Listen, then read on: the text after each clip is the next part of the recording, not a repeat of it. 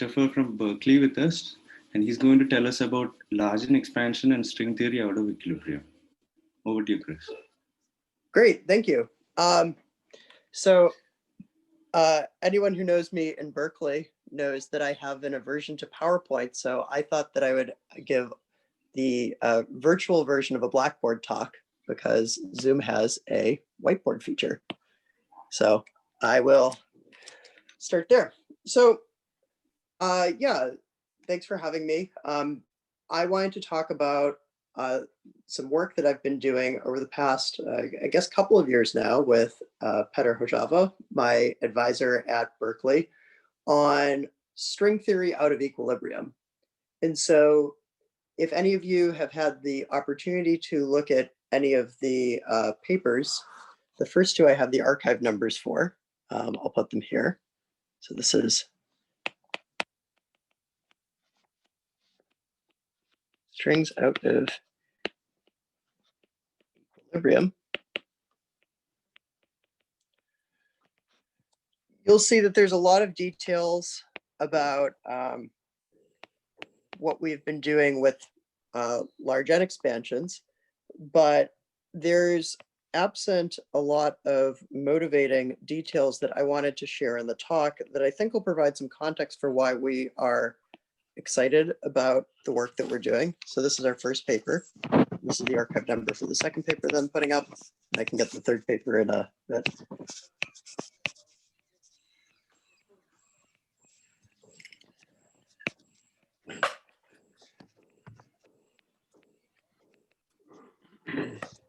And the last one is 2, 0.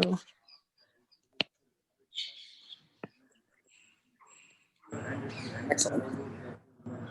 So yeah, recently this fall, we released a series of papers, and we've kind of been interested in this question that has bugged both of us for a while. And it's one of the first things that I talked about with Petr, my advisor, when I was matriculating to Berkeley, which is that string theory has had a lot of success, qualitatively speaking.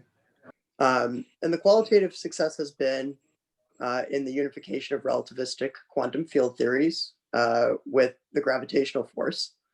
And so while we haven't gotten a full unified picture of how those things will come together in a way that precisely produces the particle physics we know at low energies, the SU3 cross SU2 cross U1 standard model, for instance.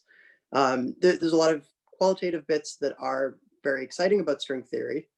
And in addition to that, there's been plenty of inspiration for interesting phenomenological models like brain world scenarios. The techniques in string theory have also provided us with tools to probe strongly coupled condensed matter systems using the ADS-CFT correspondence, and have also had numerous contributions to mathematics. So string theory itself has, very poignant interest in the high energy physics community itself, and has also percolated into a number of other fields. But there's this big elephant in the room with string theory that is kind of a fundamental, you could say, flaw. Yes? You could say is almost a little bit of a flaw or a little bit of a confusing point. And what this basically boils down to is that string theory is rooted in S-matrix theory. And so with S-matrix theory, you typically assume that there exists a stable and eternal vacuum state that all your physics is done against. And so consequently, you have this unique ability to be able to adiabatically turn on and off couplings. And so this allows you to asymptotically define in and out states and study things such as the following. So you can essentially say, I have in states that exist in the asymptotic past, and then I have out states that exist in the asymptotic future.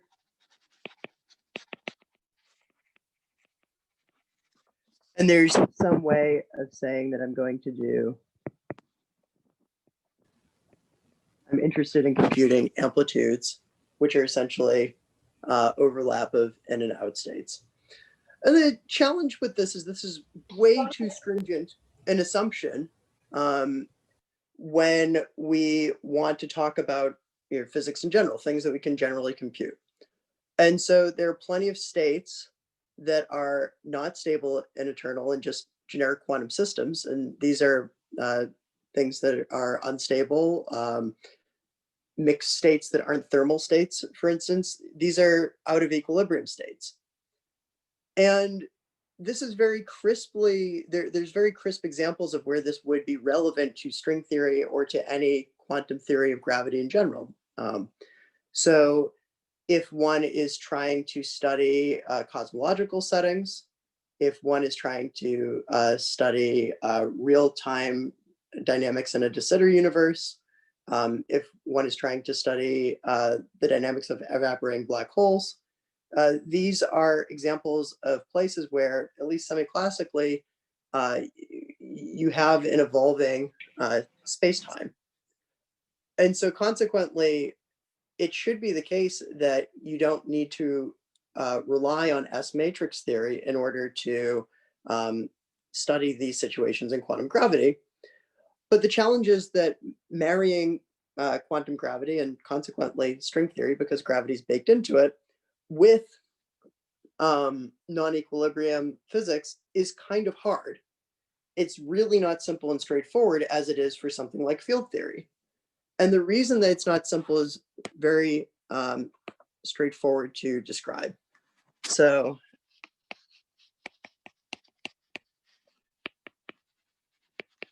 string theory out of equilibrium is hard for a simple reason. And the simple reason is because we have time reparametrization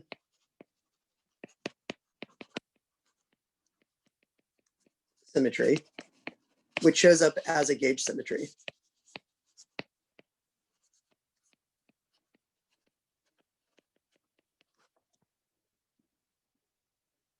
And so because of this, and again, just to make somewhat of a pedantic point, this is really applied to any sort of theory that has time reparametrization symmetry as a gauge theory in it. So there are examples of quantum gravitational theories that you can define that are not relativistic.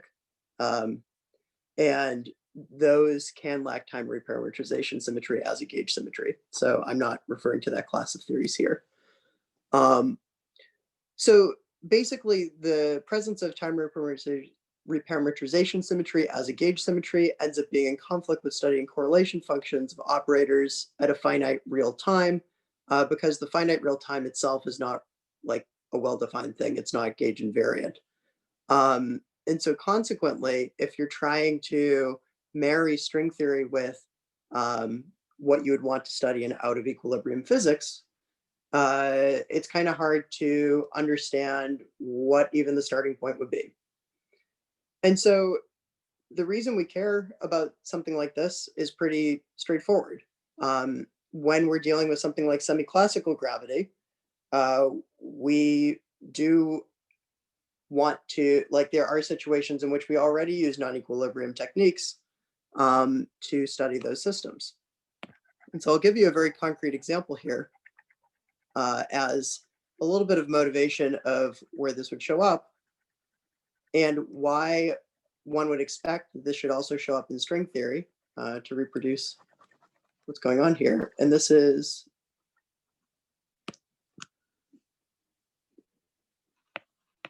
something that I'm a little bit more familiar with, which is the study of fluctuations, quantum fluctuations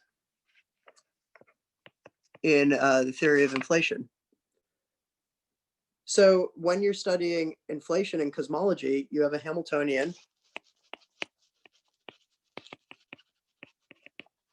H for fluctuations about the FRW background.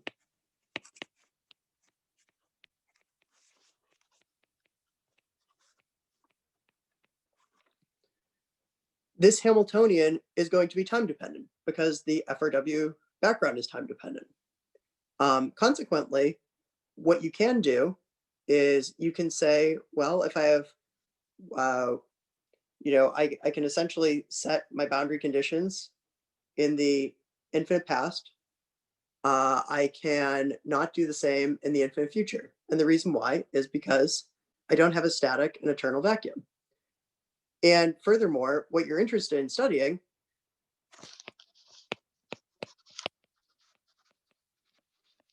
is quite different than what you would study in an S-matrix theory. You want to study observables that are evaluated at some finite real time. So I'm going to denote Q as an observable, evaluate some time t wedge. The reason that I'm using this notation will become clear in the rest of the talk. But this is something that, because of the time dependence of the Hamiltonian H, the absence of a static eternal vacuum, and the fact that we, against this background, are evaluating things at some finite real time, this is just not appropriate for S-matrix theory to give us answers about, because we are violating the fundamental assumptions that allow us to define an S-matrix. So in general, I guess my point here is that there actually are situations already in which we need to deal with non-equilibrium physics in theories of semi-classical gravity in order to get correct answers. And so in inflation, what are some of the observables that we'd like to actually talk about? Well, we want to talk about quantum corrections to the Gaussian distribution, again, the CMB. We want to talk about quantum trispectrum and bispectrum contributions as well. And in terms of how this relates to the fluctuations of, let's say, the inflaton field, this would be from 2-point, 3-point, and 4-point correlation functions. So that's concretely where it is. String theory should be able to replicate something similar to what's going on here. Or say something about how we get this effective theory that comes out that allows us to then study this with typical field theory techniques. So speaking of typical field theory just doesn't have a problem with studying these situations. And we have plenty of tools to study real-time correlation functions, which is what we are studying when we look at non-equilibrium physics.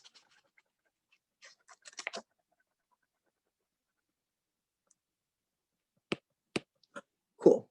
So what do we do in field theory when we have an initial state that is not in equilibrium?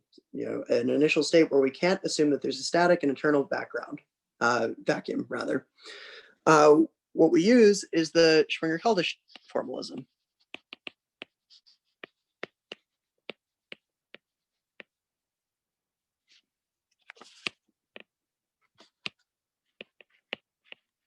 This is also called, there's many different names for this. It's also just called the Keldysh formalism, closed time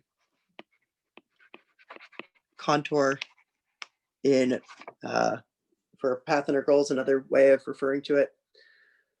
So what is this exactly? So the idea here is the following. If I wanted to compute some correlation function in the interaction picture where I have an in state for vacuum, and I have a bunch of observables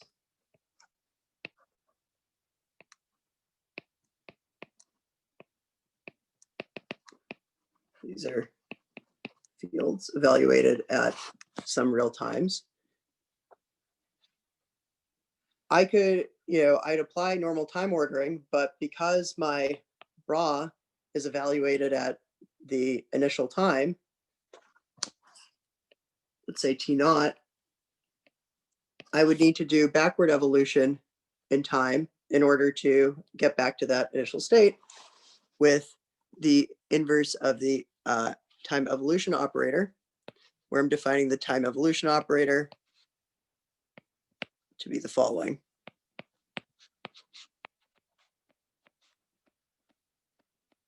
So T just stands for time ordering.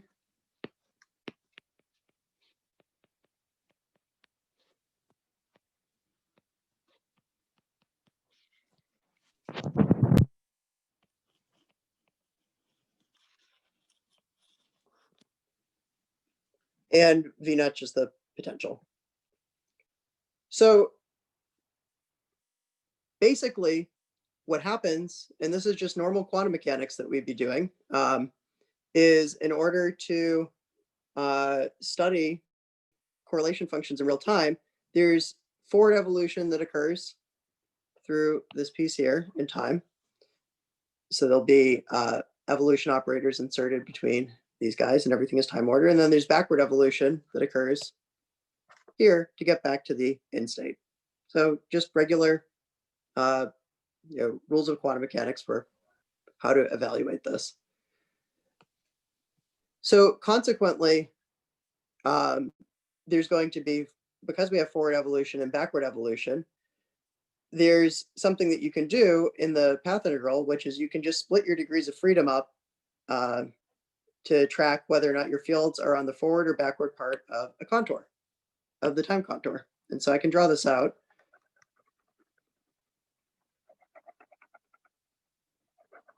So it makes a little bit more sense.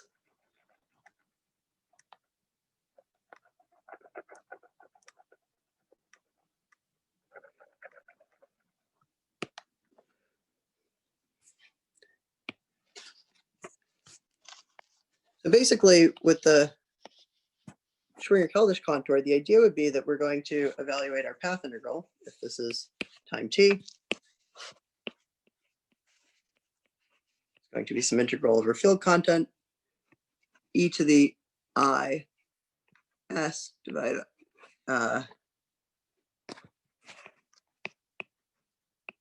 where s is the action, and it's going to be defined on a closed time contour. And all that means is the contour is the following. So s is going to be equal to integral dt, where we integrate over the closed time contour of Lagrangian of phi. So the closed time contour is going to look something like this, where from some initial time t naught evaluated to some time t wedge, we move forward in time. And so this is the forward part of the contour. And then we move backward in time. So backward part of the contour.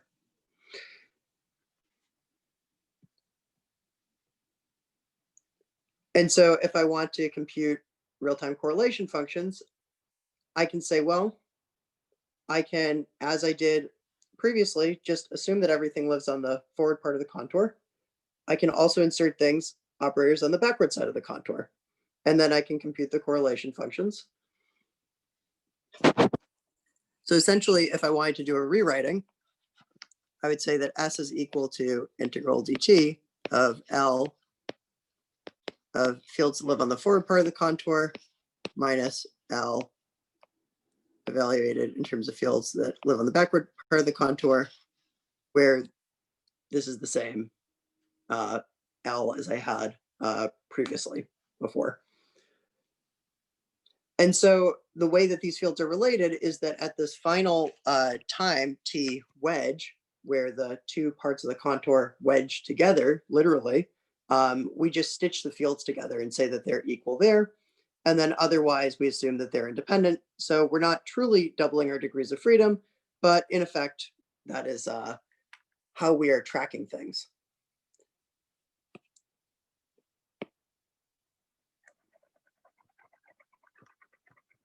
So again, this is all field theory lead up to talk about the large N limit and what we did with strings. But it's necessary background to kind of understand how in field theory the situation is for studying real-time correlation functions using this closed time contour. So basically, what I can do in this formalism is I can say I want to study correlation functions that look like this, where I have a string of minus fields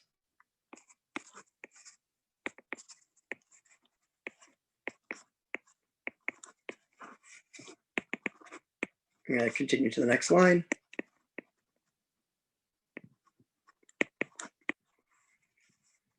and plus fields. And so graphically, it's going to look like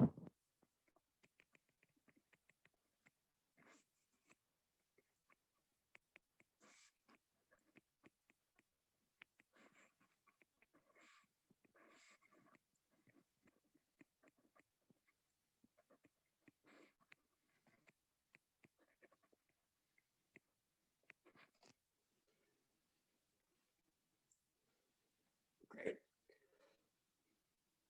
So in order to do perturbation theory in this situation, we would do this as we normally do, except we're going to have to track the time evolution pieces that live on the forward part of the contour and backward part of the contour and figure out how those end up once we do Wick contractions and all that we normally do, what we end up with for different Feynman diagrams.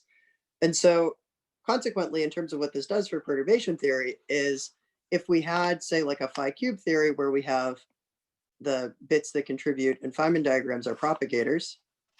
So Feynman propagator normally, and then let's say a 3-point function that looks like contributes a factor of negative IG. We will now have on the closed time contour a different set of ingredients that we're working with in order to compute these real-time correlation functions.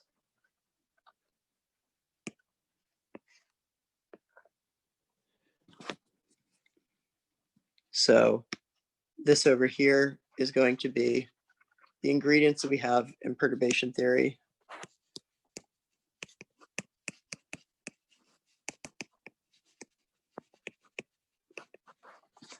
That we use with computing S matrices.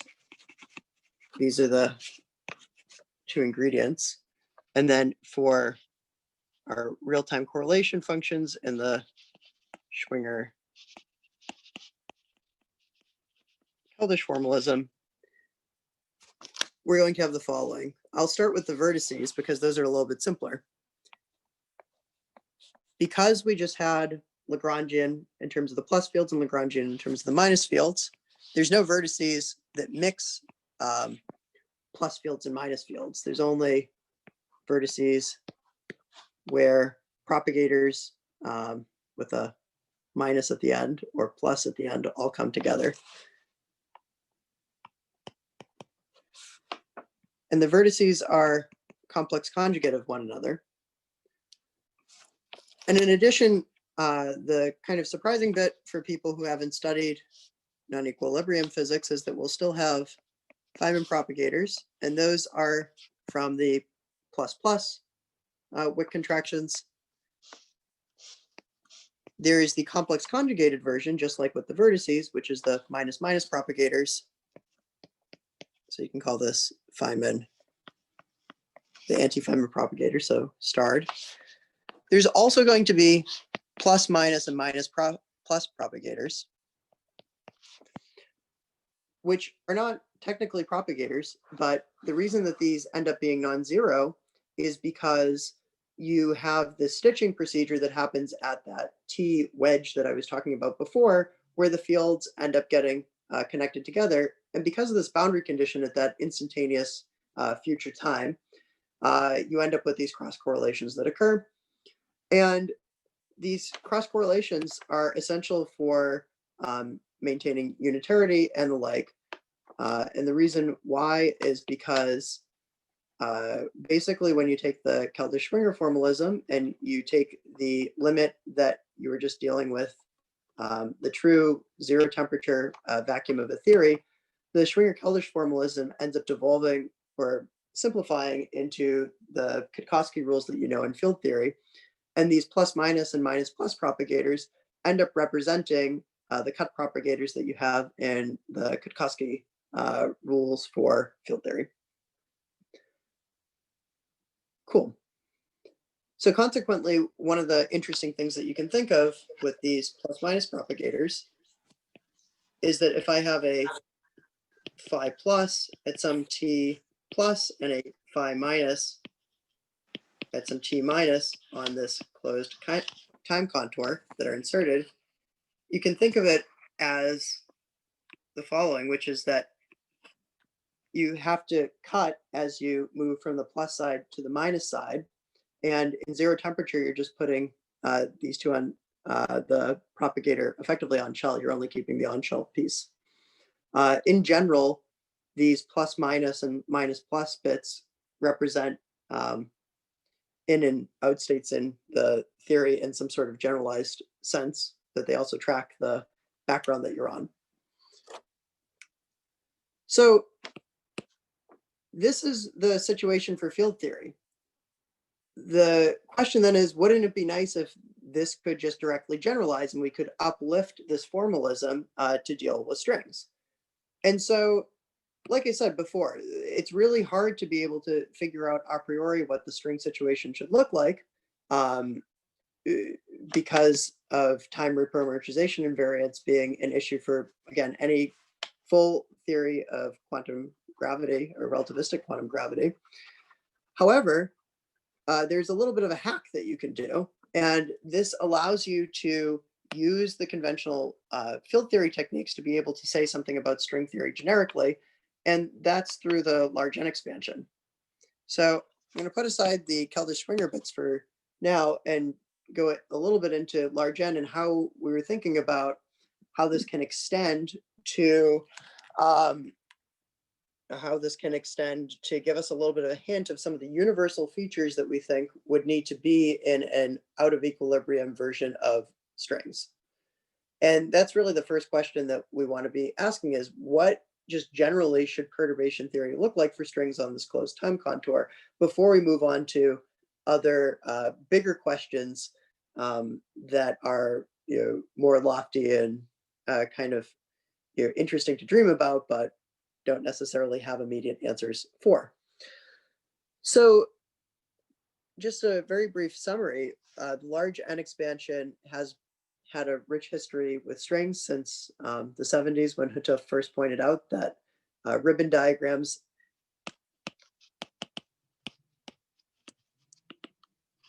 in matrix theories have a correspondence with some discretized form of Riemann surfaces that would show up in string theory. And yeah, I want to talk about that a little bit here. So, one second. So basically, the main argument behind large N expansions and how they relate to strings is the following, which is that if I have a theory that has some matrix degrees of freedom, so this could be something like a matrix MAB, where this lives in like the adjoint of representation of a SUN. And so N is the referring to what will end up being the large N parameter here. Let's say I have, and this is kind of a generic thing to write. So just very qualitatively, I'll end up having an action that kind of looks like the following.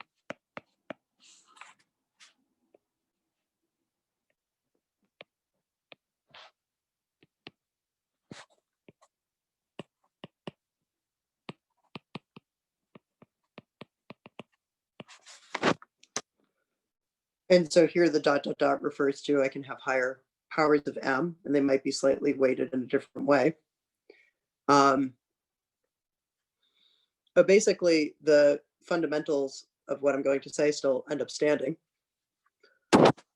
So in any of these large N theories, there's going to be similar ingredients that we would do perturbation theory with, like we would do in a normal field theory, which is that there's going to be propagators.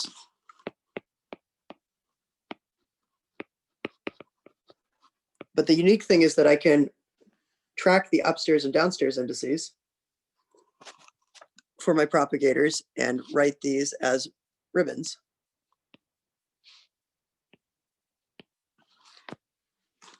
And there's going to be some set of vertices. And so, for instance, a 3-point vertex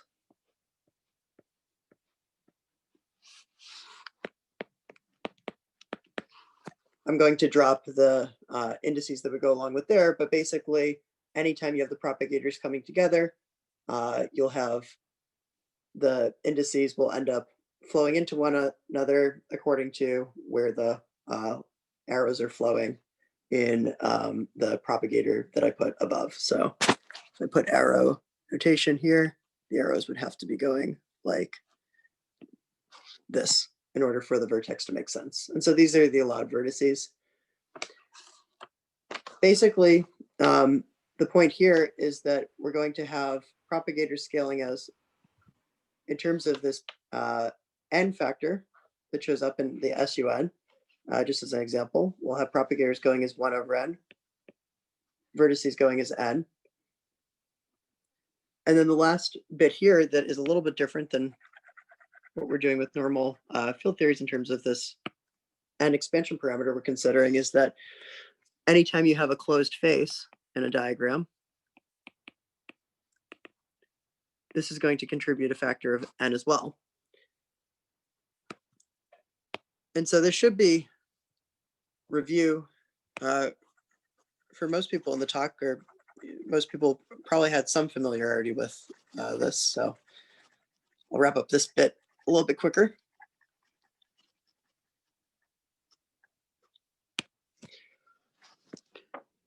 So the consequence of this is that every diagram, if I were to define, and the way that we get this expansion, the thing that I left out is that we're keeping the following parameter fixed, the Hutchuf coupling. So for fixed lambda, we can end up rewriting the partition function for large n theory as follows.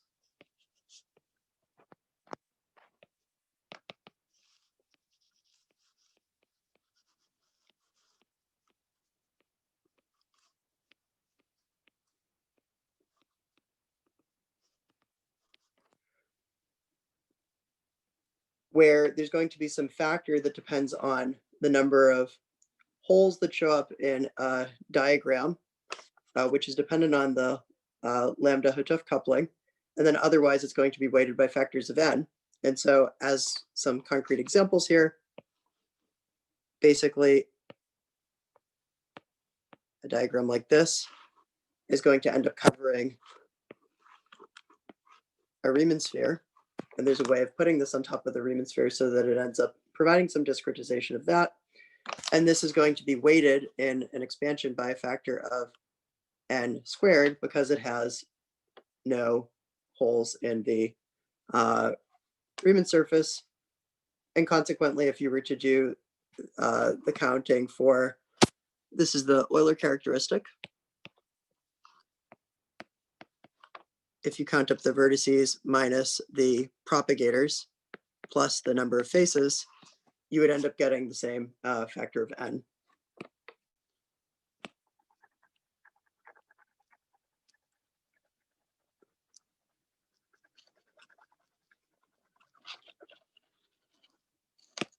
Another example that will end up coming up in some other parts of the talk that I like is the following diagram. So this ribbon diagram itself, if you count up the vertices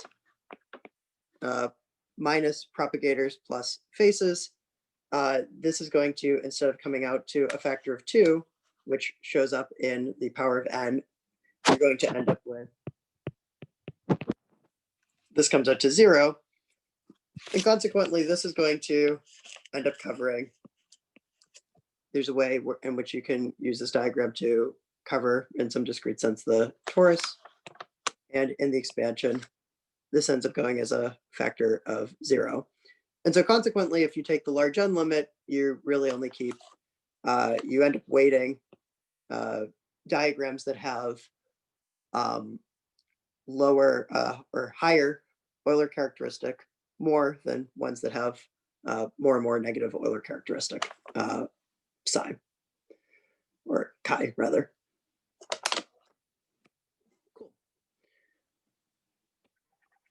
So that's the typical setup of how this ends up relating to strings, because in string theory, the Polyakov path integral ends up being some sort of, there ends up being some sum over worldsheets of different genus that defines the whole entire theory. So consequently, and this correspondence between large N theories with matrix degrees of freedom, which are just field theories, and what the string theory is that this is related to, is oftentimes a qualitative thing where we don't necessarily know how it ends up giving a precise string theory that comes out, but there is some string theory that it's going to be related to. Whether or not we can define it well is a different story.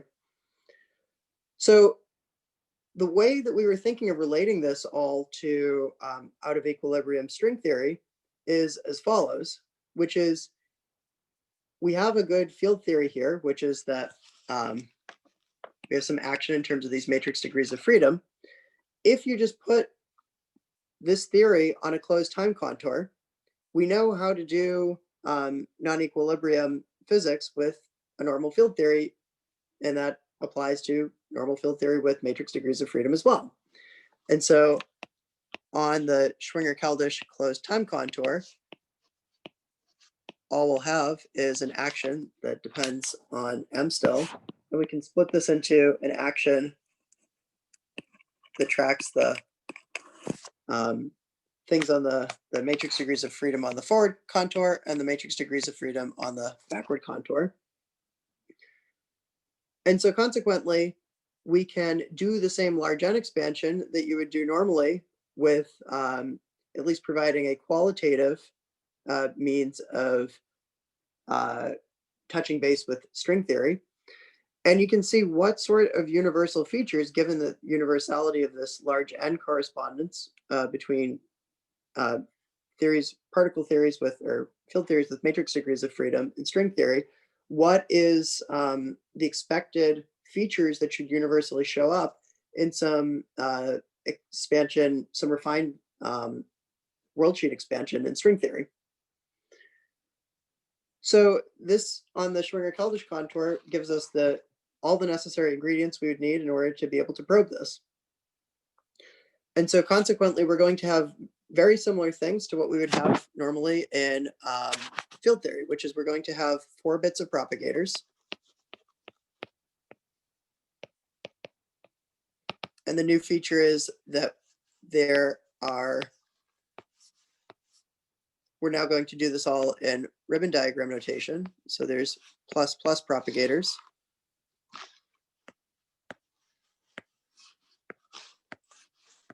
Minus minus propagators. And then there's the plus minus and minus plus propagators.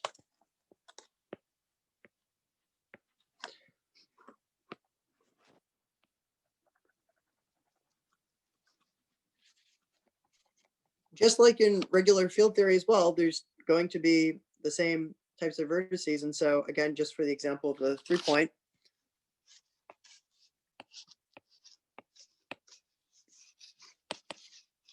we can only have plus fields or only minus fields, which will meet at the vertex. The only difference here being that they're going to meet in such a way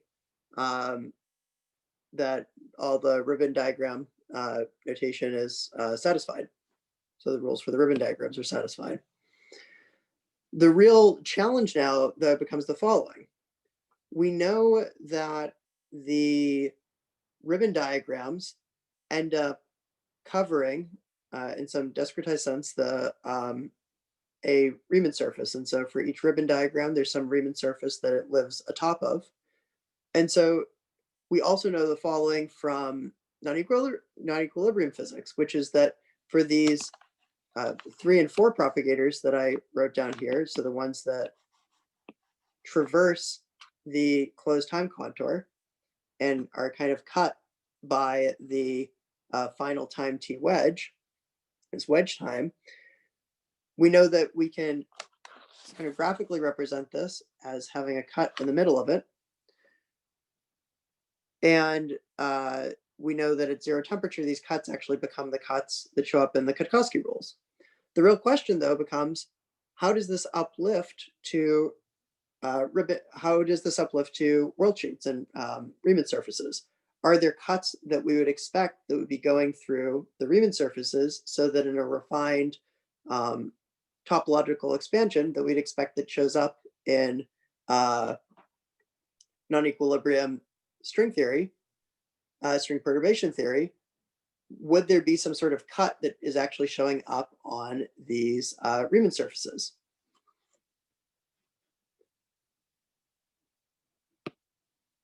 And so at first glance, it looks like, yeah, sure, this seems to be the case. This looks like something that is a very reasonable assumption to make. However, what I'm going to show you is the story is a lot more deeper than that. And even when we are looking at features that we think should show up in string of equilibrium, there's a lot more surprising material than what you would have in particle physics that is inherently stringy in nature.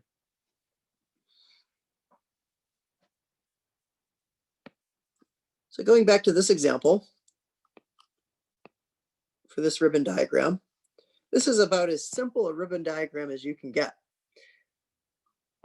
So I'm just going to have two vertices with 3-point vertices with propagators going between them.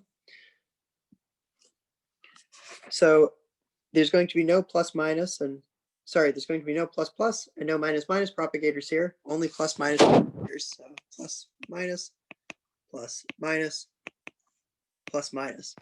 Consequently, I can define, if I wanted to use the cut notation that we used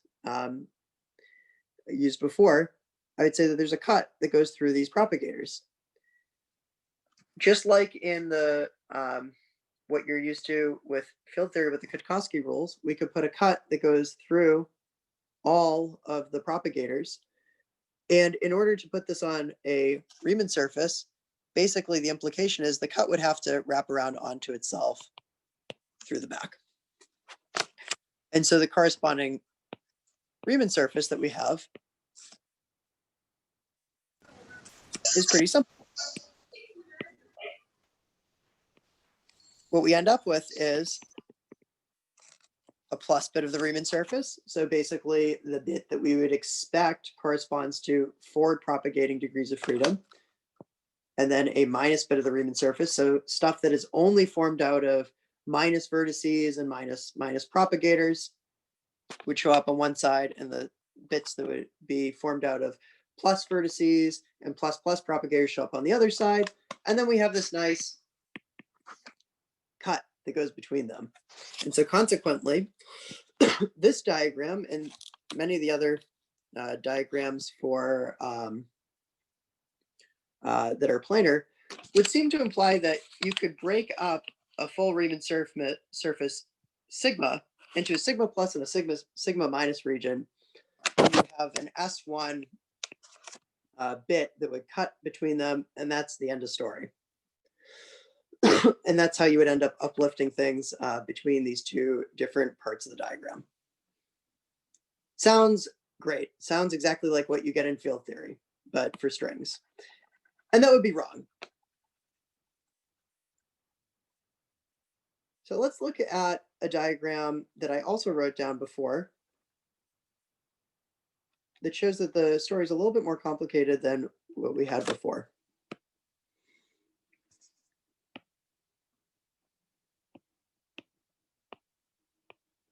So this is a non-planar diagram. This is a diagram that ends up living atop a torus.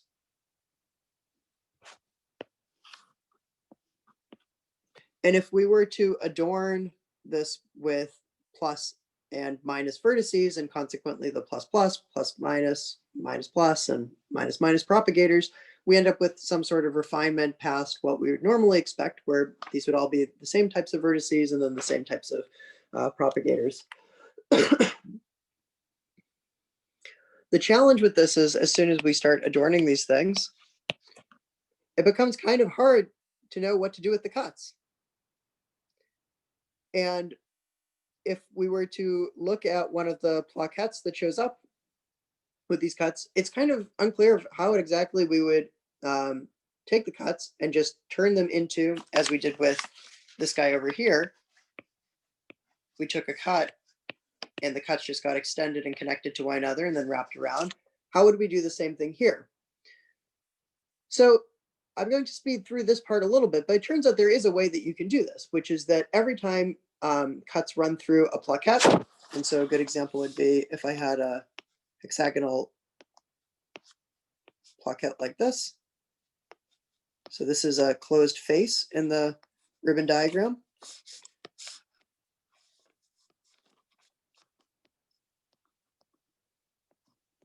I'm going to assume, again, we only have 3 points that we have coming out of here.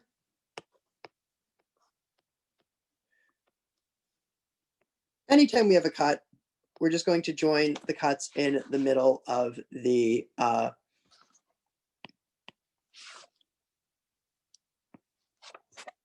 of these guys. So let's say this is minus, this is plus, and this one is plus over here for the vertices. So this is a way that you can end up uniquely defining how we should put the cuts together such that we can put things onto this a surface like this. The challenge with this is that we end up with a plethora of different types of graphs that show up depending on which ribbon diagram we put atop of a torus, and things all go to hell in a handbasket. Basically, the large N expansion is supposed to make it so we can easily track these different contributions, but there end up being so many of them, and these cuts end up forming some sort of complicated graph. The insight, though, for figuring out how we end up taking a diagram such as this one up here and be able to have a controlled large N expansion is to do the following. And this is kind of an ad hoc procedure, which ends up engulfing these, doing the same thing as what I'm going to say, which is that instead of having a graph with these cuts meeting in the middle of a face, so let's say this is what's left over, what we can do is we can think of this as actually being thickened into a Riemann surface of its own.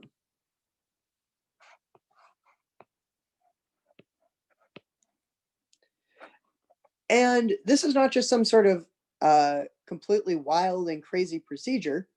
And it's also not, and it's something that you would actually want to have as a feature. So basically, by doing these thickenings, a bunch of different complicated graphs, which look like they're coming from all these different sorts of variations on ribbon diagrams that live on the same Riemann surface, such as a torus, end up being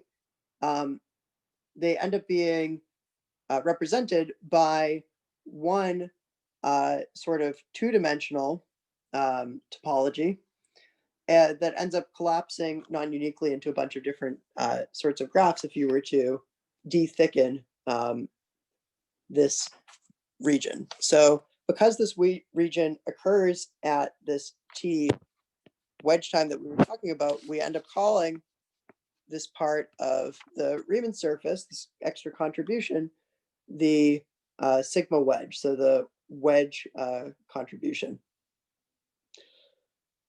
So one way that you can think about this as well, which is somewhat of an ad hoc procedure, but there is some extra rationale behind why one would expect that this is a possibility, is that in the large N expansion with the Kelder-Springer contour, you only have one factor of N, but if you wanted to track contributions that occur purely on the plus side, purely on the minus side, and contributions that are mixed, one could come up with the following procedure. So instead of using N, one could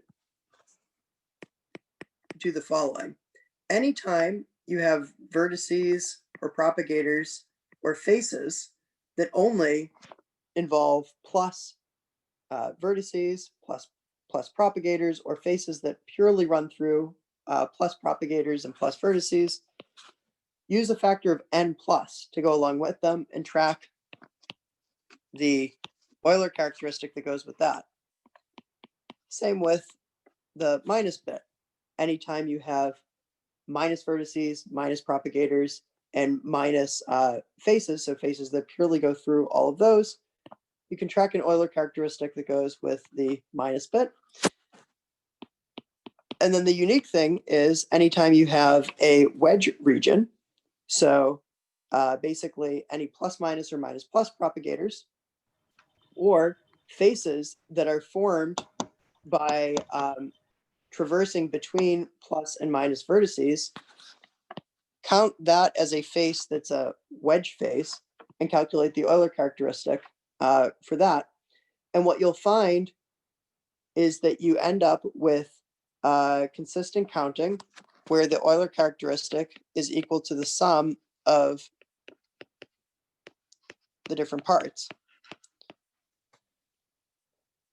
What this allows you to do is then figure out what is the refined bit of information that should be carried on these Riemann surfaces to track the forward contributions, so the parts that come from the forward propagating degrees of freedom in the matrix theory, the minus contributions, and the contributions that are in the middle. The unique thing here that doesn't show up in particle theory by representing things in this way is that in particle theory, the wedge region is always going to be something that's trivial. It's just going to be a bunch of disconnected propagators that are cut and put on shell. In string theory, the refinement is a little bit more interesting. So for instance, for this diagram, the corresponding wedge bit is not going to be a bunch of thickened S1s that just turn into cylinders. And you'd expect that that's kind of what would happen from particle theory intuition. Instead, you end up with a pair of pants diagram. And so this ends up being at the turnaround time, this wedge time,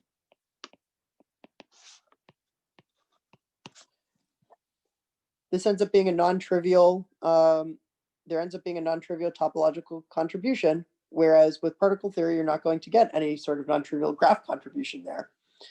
And the reason has to do with the fact that we have these faces and propagators that can actually contribute in some non-trivial way, even though there's no vertices that actually exist inside of this wedge region.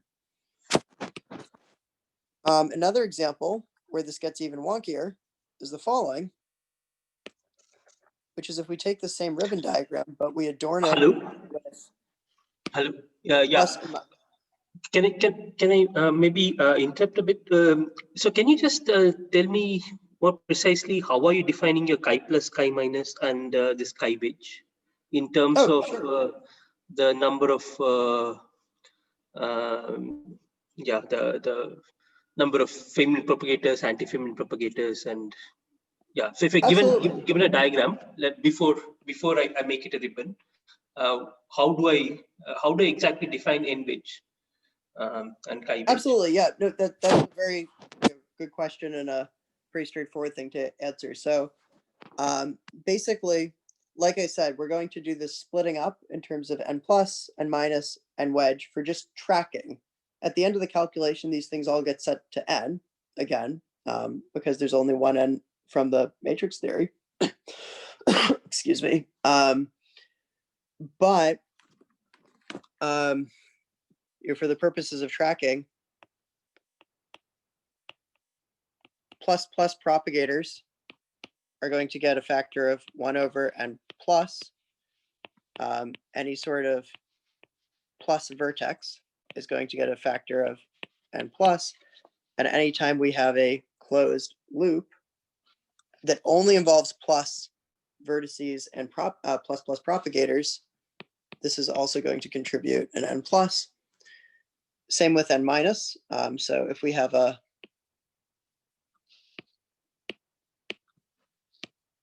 minus propagator, we're going to have a factor of 1 over n minus.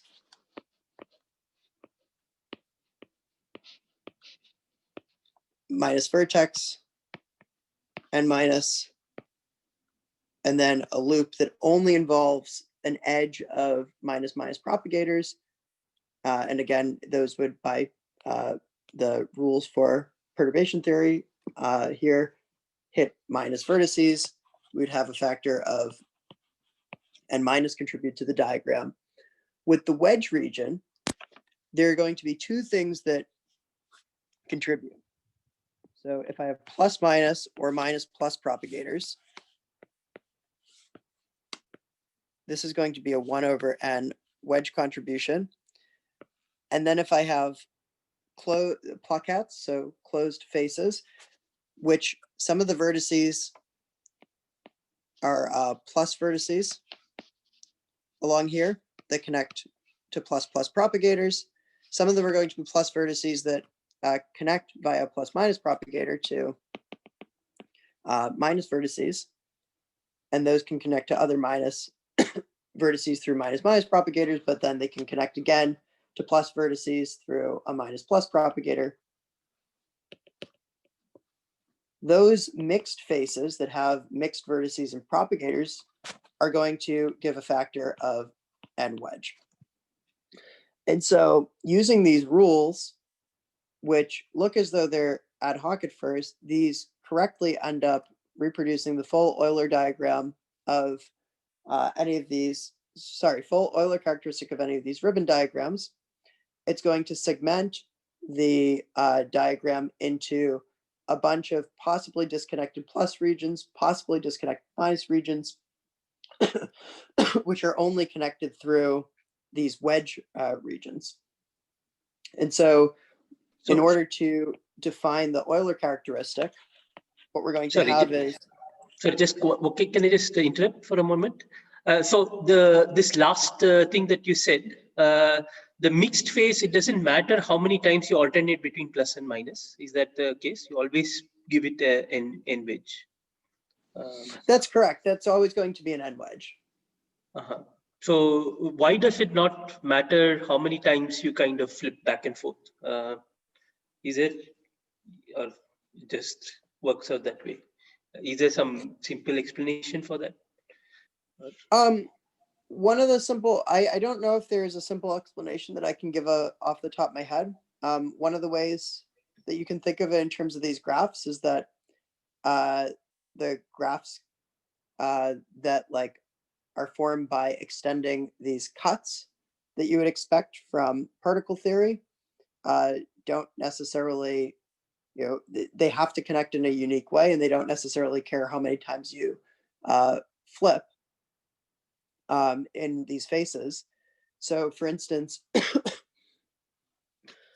if I were to draw one, I'll draw like an octagonal one, for instance. One of them that I have in mind.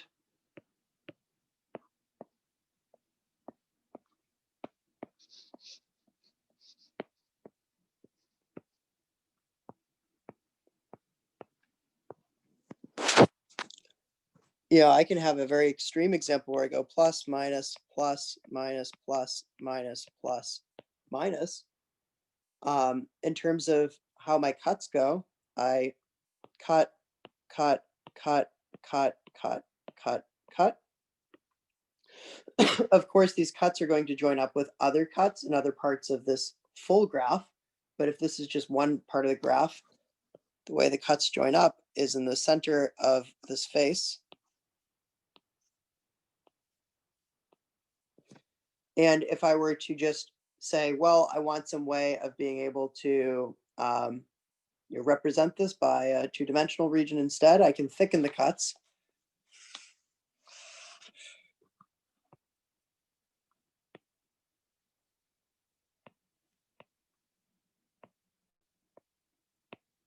And then if I wanted to look at, well, what is the contribution to what will be the full Euler characteristic of this region? So this is the...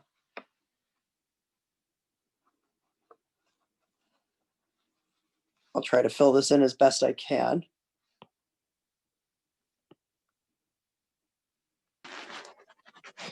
So if I wanted the contribution, as you see, there's a lot of jumping that's occurring here.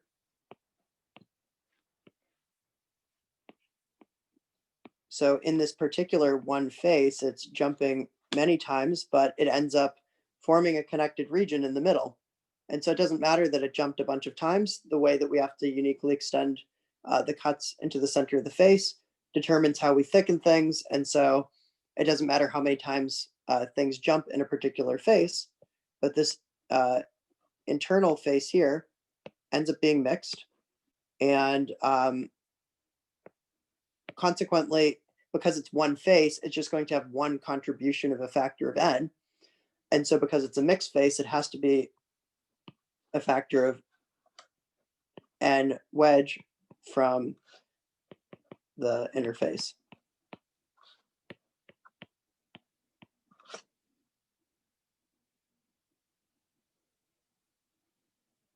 So I should have this up here. Yeah, that ends up, being how we get one factor of n wedge from a face. It's mixed. And also each of these propagators, which was cut, is going to give us 8 factors of cut propagators gives us a factor of 1 over n wedged to the 8 from this part of the full graph. And so it's assumed here that these other lines are going to extend outwards and then eventually make a fully closed ribbon diagram. So okay, yes. Sorry, I had like a slightly different question also. Okay. Which is that, so one of the ways of proving cutting rules in a theory is often we have this statement that we set up these rules and we say that the isolated islands don't contribute, right? That if you kind of have, let's say, all like if you have something which is an island surrounded by cut propagators, then like that diagram vanishes in the vacuum, at least. So what is the corresponding statement about at the level of Riemann surface? Like what Riemann surfaces, if you cut it, like vanishes? But is there some statement like that at the level of Riemann surfaces after you kind of thicken these things? That's a good question. So in our third paper, there's a way of seeing certain things that are going to vanish from the Riemann surface side. If you like, one of the more transparent ways is to go to do the Keldysh rotation, which I know this is kind of a pivot away from the plus minus stuff that I've been doing so far. But if you were to define classical and quantum fields, or average indifference fields is another one of the terminologies. Basically, if I have classical fields is equal to 1/2 phi plus plus phi minus, and I take the quantum fields are equal to phi plus minus phi minus.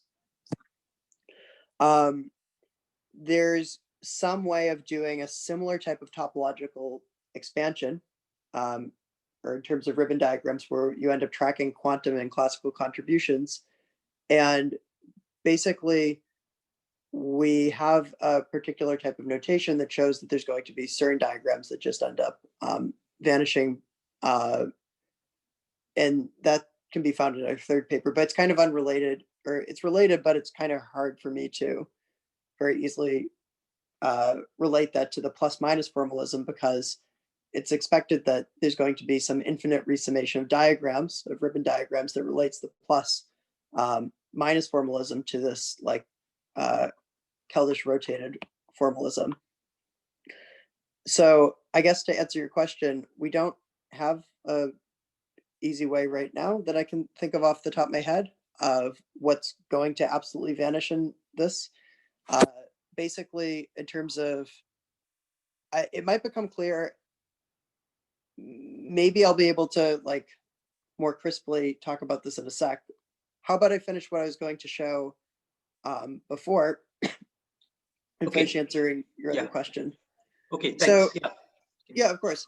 So just to finish answering your other question, if you want to define the different Euler characteristics in each region, which is kind of a precursor to what I was describing initially, if you have a plus region of just fully plus things, any vertices in that plus region minus propagators in that plus region plus faces in that plus region is going to be the Euler characteristic for that plus region. Same with minus. For the wedge region, the unique bit about it is there's no vertices because there's no such thing as a wedge vertex. There's only plus vertices or minus vertices. So there's going to be propagators that are wedge propagators, and we define wedge propagators as these plus minus or minus plus propagators. And then we define faces that are wedge faces as mixed faces, as I was saying before. One of the interesting bits about this is that in matrix models that are dual to string theories and D is less than or equal to 1 + 1 dimensions, there's a correspondence between the number of vertices and the area that ends up showing up on the worldsheet. And this ends up being just it's a proportional thing. And so consequently, in a place that has no vertices has no area. And so the implication, at least in those models, very crisply, is that the wedge region is even though we have a representation in terms of being two-dimensional, it actually has no area. So it's a thickened version of a flattened, truly flattened graph, kind of like what we were seeing before with taking these cuts and forming them into this sort of complicated, these complicated sets of graphs. The benefit, again, though, of this wedge region is that we're tracking all those contributions in terms of one Riemann surface instead of many. So consequently, what's interesting about this is, unlike with particle theories, we do have this non-trivial wedge region that has non-trivial topology, and it can have arbitrary topology as well. So one of the ones that I was about to show before the set of questions is that we can have things like this where a loop ends up showing up in the wedge region. And so we have a sigma plus, sigma minus, sigma wedge. And an example diagram where that shows up is precisely what I was showing before, but adorning the Riemann surface, or ribbon diagram rather, with a different set of plus and minus vertices. So if instead of having 3 minus vertices, we instead have a plus plus and a minus minus, when we look at this thickening that occurs, so the cuts go through here, here, here, and here this time, when we actually look at the thickened version of this cut structure, what we end up with is, this is not the right way of putting the cuts together. Anyways, we end up with this Riemann surface over here that it corresponds to, with this refinement of the Riemann surface where there's a genus, where there's a hole in the middle of the wedge region. Other sorts of interesting things that can occur, basically any sort of diagram that you can think of can get split up into any sort of set of contributions of plus, minus, and wedge regions. So I'll give another example without giving the ribbon diagram that goes with it.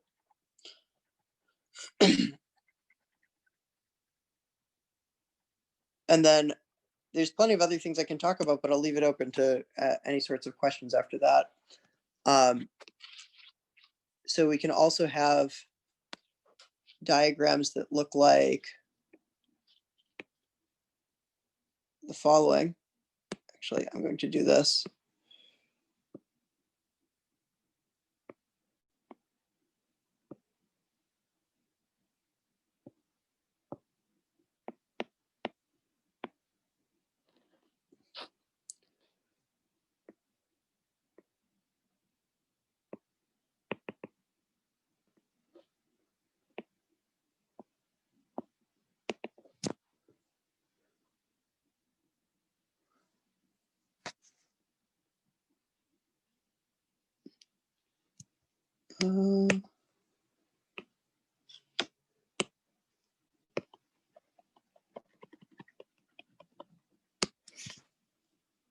Sorry, I'm trying to think of this, how to draw this.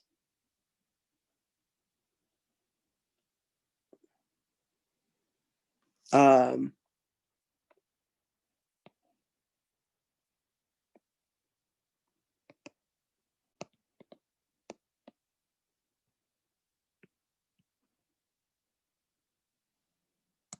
got it. I'm just going to leave it open to questions. I don't have the diagram with me, so I think I'll end it there. Basically, any sort of divvying up of the Riemann surface that you want can happen. And so you can end up with a situation in which you have multiple plus and multiple minus regions, but kind of losing my voice and breath here. So any sort of questions about the formalism so far, or what we're thinking of doing with it?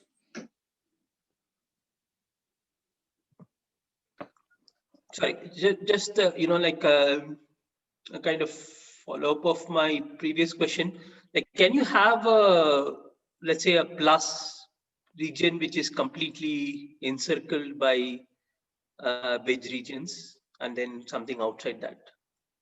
Like, Oh, I think I know what you're talking about. So basically, you're thinking about like some sort of what's the right word for it? Like a infinite proliferation where you have a plus region, then you have wedge all around it, and then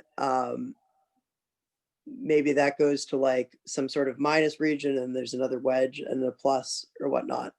yeah. Can you have such surfaces? That's one way to phrase the question. I mean, one can take a particular example if you want. I mean, we can have. Yeah. So I don't know if there's an easy way of me drawing this, but I think, let me pull it up. In our first paper, I think we have an example of this that's drawn. So I'm just scrolling right now.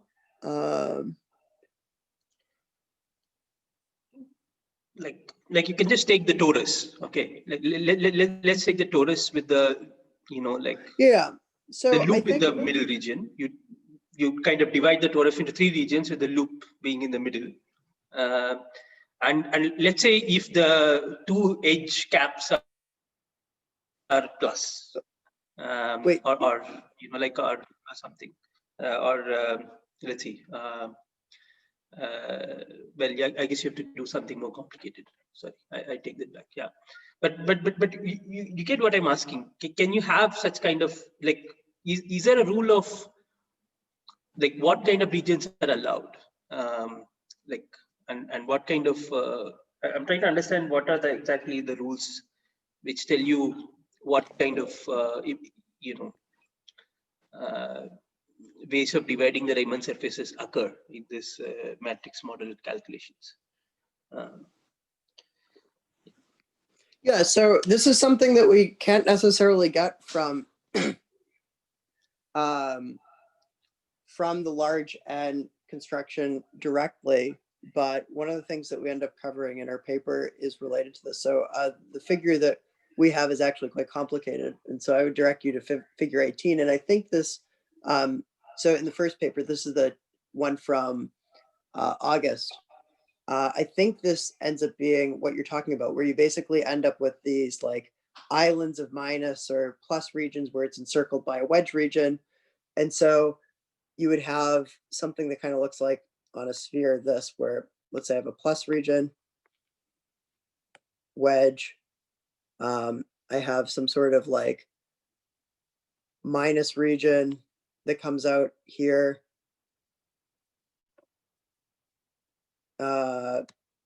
Yeah, something like this wedge plus, or possibly also even like a, so this is hard to draw, but basically like a wedge plus wedge. And this guy inside of here would be a minus, where you just keep going and going and going, right? Is that so are these diagrams, do they contribute in vacuum if you're doing about vacuum, or So we think that there might be some additional structure in which you'd be able to eliminate this infinite proliferation of diagrams. And so basically there would have to be something about the worldsheet dynamics itself, which would give an additional structure in which these boundaries between these plus and minus boundaries between them and the wedge regions would be able to collapse into nodes. And so basically,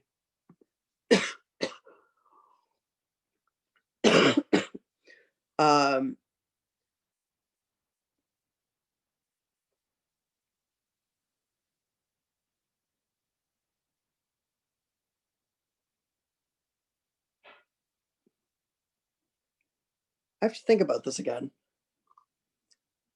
I might get back to you offline about this if that's okay. Yeah, that's okay. Yeah.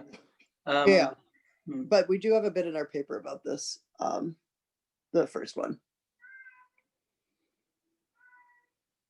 Sorry, I'm also on East Coast time, so I'm kind of starting to reach my cognitive limits.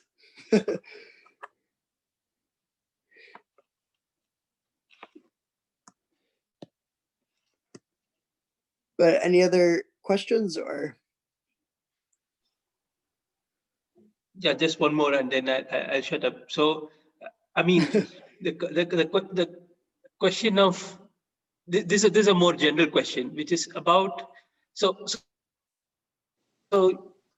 you're looking at this matrix model examples and seeing what happens and what might like be a good way to think about genus expansion in these large N matrix models. But like, how do I get all these things from a worldsheet sigma model? I mean, like, can I, it seems a bit exotic. It's not kind of obvious to me. How would you start with a worldsheet sigma model and get these things, or even get these things, like post facto, even if you can't derive them? Right. How do you implement them at the worldsheet level? Oh, that's something that we're actively working on right now. I mean, I can tell you that, a precursor to your question, would be, how do you even do this at the level of world lines? So if you wanted to do some sort of like 0+1 dimensional world line theory, you'd need some sort of way of being able to represent plus minus regions, plus plus regions, and minus minus world line regions. And of course, with world lines, it's simple. Like you have to kind of like in an ad hoc way in the theory, add some sort of potential that allow you to have graphs that end up giving you like Feynman graphs, but you can at least look at the world lines themselves and say, how would I get these regions to begin with? And so one of the difficulties with like the Polyakov path integral is everything's done in Euclidean signature. And there's all that I can really say right now is that you have to be very careful about how you go about quantizing the theory, so doing gauge fixing and all that, and also be very careful about taking the Euclidean like wick rotated version of the theory, as like a starting point. And so we're still in the middle of coming up with results that we think are publishable, but this is something that we're actively working on.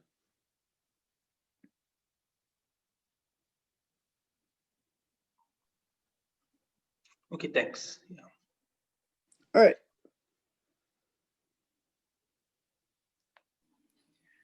Okay, so any more questions for the speaker?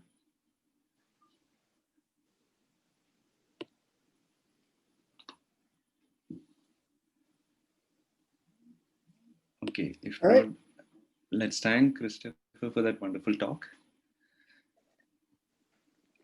Thanks. Yeah, thanks, Chris. All right. And I'll see you guys next time. Great. Take care. Bye, Chris.